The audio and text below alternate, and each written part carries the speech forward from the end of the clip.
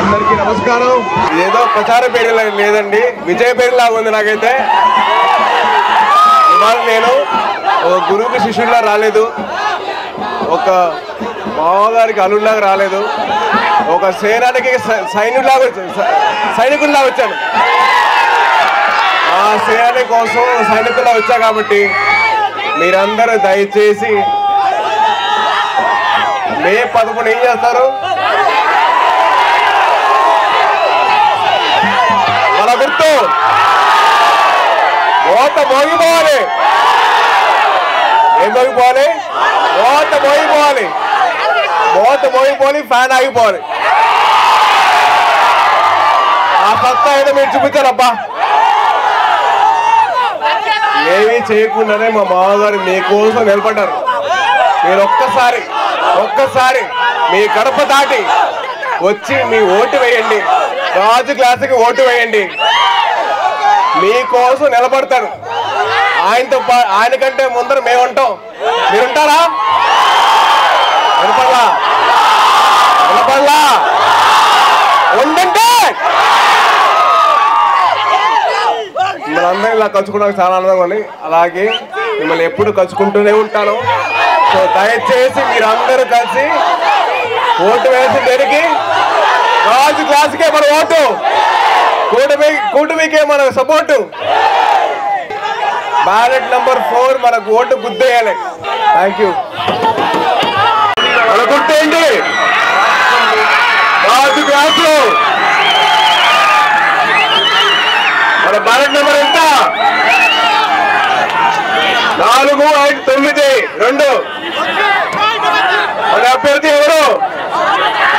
జనసేనాని సార్. మన జనసేనాని ఎవరు? మన అభ్యర్థి.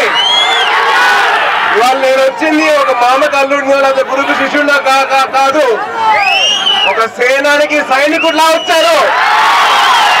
ఎంతమంది సేనానికి సైనికులు ఉన్నారు? ఎంతమంది? వినపడలా? మనందరం కలిసి సేనానికి సైనికులు కదా. ఈ నెల 13 ఓటింగ్ బ్యాలెట్లు బద్దలైపోవాలా? రాలిపోవాలా? మన శక్తి అది. మీరు చేయాల్సిన ఒకటే, మీ ఇల్లు గడప దాటి వచ్చి ఓటు వేయండి. అదే మీ బలం, అదే మీ ఆయుధం. ఓటు వేయడమే మీ ఆయుధం. ఈ గడప దాటి బయటకు వచ్చి ఓటు వేయండి.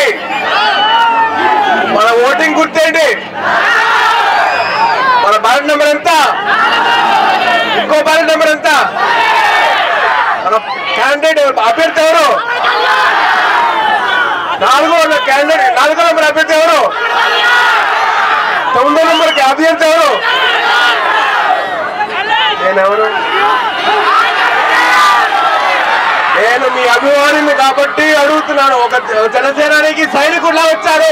మీ అందరూ కలిపి ఓటు వేయండి. జై హింద్, జై భీమ్, జై జనసేన. మెగా మేనల్లుడు సాగరం దేవిగా మాట్లాడాలని కోరుతున్నాను.